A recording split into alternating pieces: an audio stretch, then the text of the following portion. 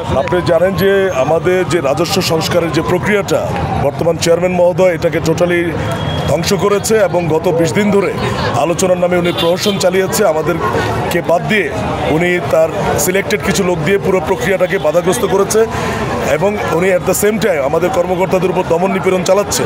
তার প্রতিবাদে শোনেন, আলোচনায় বসতে আমাদের এনবিআর সংস্কার ঐক্য পরিষদ যারা এই টোটাল সার্ভিসে দুইটা সার্ভিসে প্রতিনিধিত্ব করে বরাবরই আমরা আন্তরিক ছিলাম, কিন্তু উনি দমন নিপীড়ন চালিয়ে আবার আলোচনার কথা বলে পুরো প্রক্রিয়াটাকে জটিল থেকে জটিলতর করে তোলায় তার অপসারণ আমাদের এখন মূল দাবি। এবং অ্যাট দ্য সেম টাইম আজকে প্রেস নোটে আমরা বলেছি অর্থ উপদেষ্টা মহোদয় যদি প্রপারলি আমাদেরকে আলোচনায় বসতে বলে তার অপসারণের দাবিতে আমরা সেখানে যাব। এই পর্যায়ে আমাদের লাগাতার শাটডাউন এবং লাগাতার আপনি জানেন মার্চ টু এনবিআর এটা একটা অভূতপূর্ব গণজাগরণ আমাদের রাজস্ব বিভাগে, এটা অব্যাহত থাকবে কালকেও।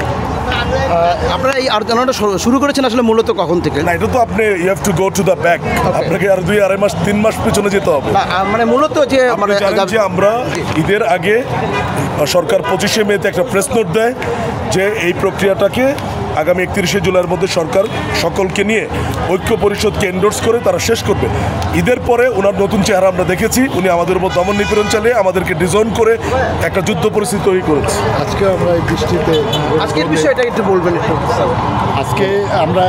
আজকে বৃষ্টিতে আমাদেরকে এই জায়গায় আমরা রোদ বৃষ্টি এসবের মধ্যে এবং গোটা দেশ থেকে মানুষজন এসে এইখানে অভূতপূর্ব এইভাবে মানে সারা দিয়ে এই জমায়েতটা করেছে, কিন্তু আমাদের ঊর্ধ্বতন কর্তৃপক্ষ যারা বিশেষ করে যাতে রাজস্ব বোর্ডের চেয়ারম্যান মহোদয় এই বিষয়ে কোনো তোয়াক্কাই করছে না, উনি গোয়ারতুমি করে বিষয়টাকে এগিয়ে নিচ্ছে।